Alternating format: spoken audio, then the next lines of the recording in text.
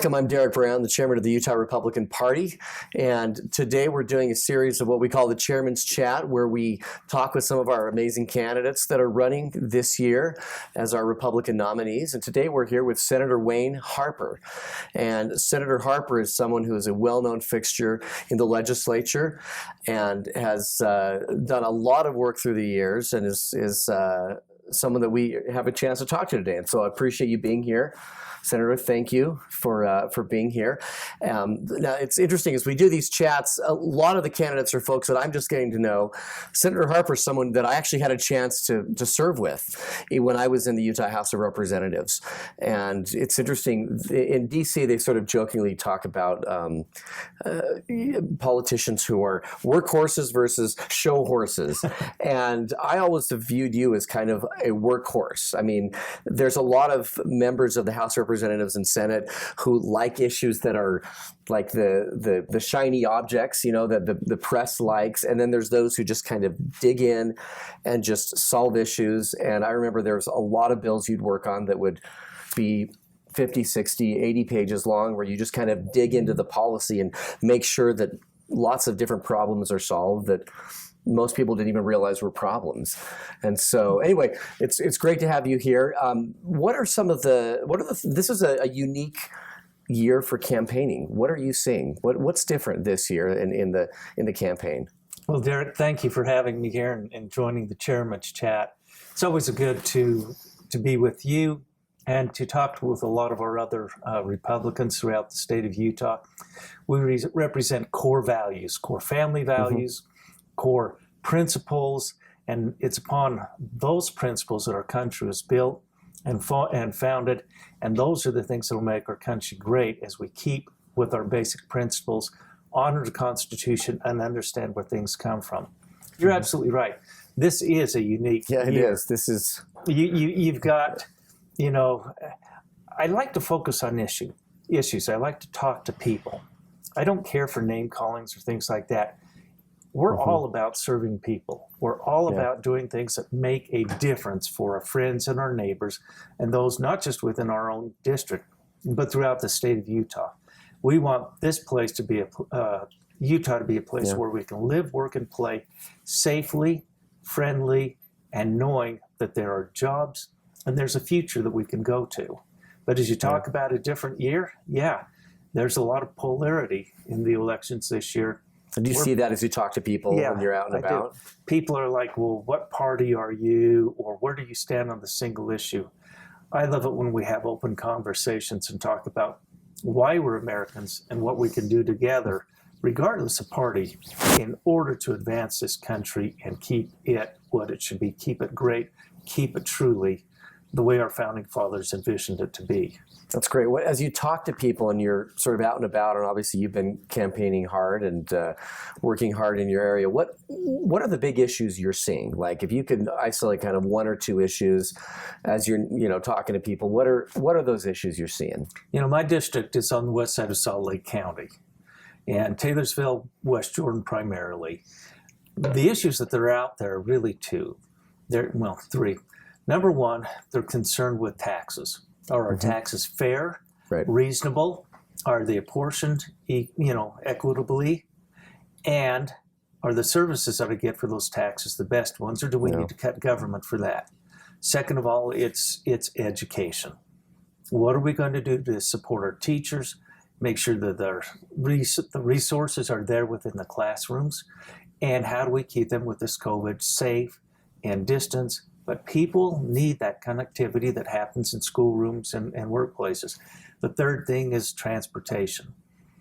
And people in my district are very pleased that we're turning Bangerter Highway into a freeway by converting intersections to interchanges. They're thrilled with the Mountain View corridor. They're thrilled with the rebuild and expansion of I-215. They're worried about the east-west connections. How do I get there? So those are three things that I've dealt with over the years that I have a passion on and will continue to represent my constituents on leading forward on those issues. And you've led forward on tax issues. I mean, I've seen that firsthand, because tax laws and then the policy, it's really complex. People like to think it's just a very simple percentage, but it is incredibly complex. I think there are a few people that understand it quite like you do. And so you've worked on that a lot through the years. Well, over the years, yes, I've chaired the Revenue and Tax Committee, and I've been on that for every year that I've been in the House and the Senate. And I've led on efforts back in 2003 when we did our tax reform task force, our first one there, then 2007, where we went through and ended up reducing the sales tax on food and reducing the state income tax. And then more recently, I'm working on provisions to go through and make the retirement more equitable for people, both in military and Social Security, because right now we're one of a handful of states that tax military retirement income. That's right. Yeah, we are. Okay.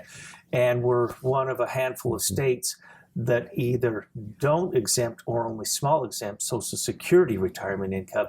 I have bills to go through and address both of those in the next session. Those are key for our retirees and those people on fixed incomes. They worked all their lives. They should be able to keep that income so they don't have to decide, well, am I going to eat or am I going to pay that bill? Yeah, that's a good point.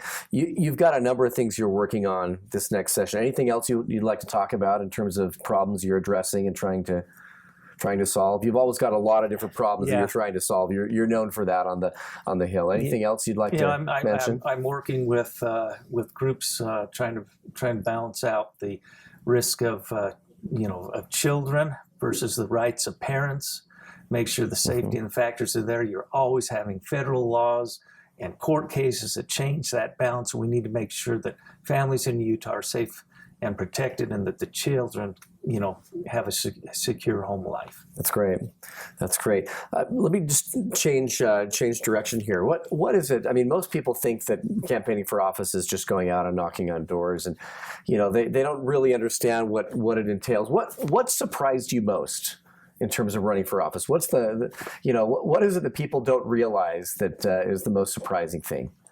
Probably the most surprising thing that people don't realize, and some people do, whenever you leave your house, you are fair game.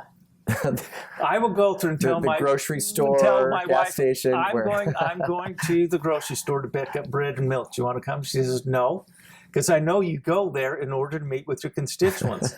So instead of being 15 minutes, I'll be an hour and a half or something like that. You have people that recognize you, I assume, when you go in the store. And they want to chat, and they want to give me their opinion, which I really, really value. Because as I go out and meet with people, it's important for me to understand what their thoughts are and what their priorities are. That way I can truly be a public servant and representative for them. And it's funny, I think that in some ways, with all due respect to our federal delegation, the real impact on the state of Utah are individuals like yourself, simply because you're accessible. You know what I'm saying? People know where you live. They know where you shop. They're at your places, and they can, if they have an issue, they can find you. They know where you are. And that isn't always the case with the federal delegation. So it's an interesting, but yet I think that's one of the strengths of our democracy is that you are accessible. Yeah. You can't hide. And I know there are those who are in the political world who would probably like to hide. And that's just it's not doable. What is the thing you like the most about this sort of campaigning process and meeting people and that sort of thing? Well, you've hit it right there. It's all about people. Yeah. I love to meet with people. I hate Zoom meetings. I love to get around a table. I'm the same way. It's hard. I love to go to doors. I love for people to call me up or come to my home and visit. That to me is why we have all this process. It's so we could go through and support and be, have a companionship and camaraderie with everybody, so you know what their priorities are and you can help them out. Yeah, and I think that's the best way, obviously. I mean, is to talk with someone face to face, because what you see on the news isn't necessarily what people are thinking about. That is true. And so you probably couldn't count, could you, how many doors you've knocked on and people you've talked to over the years? Through the years. No. And see, there's no substitute for that. There's no amount of looking at Facebook posts or watching news media that will give you that insight into what people in Taylorsville and West Jordan are actually thinking. And you know what's really nice is I've had people call me up in the last 2 to 3 months and say, "Hey, Wayne, you were at my door 2 years ago," or one person said 6 years ago, "and you asked me to contact you if I had an issue or a concern.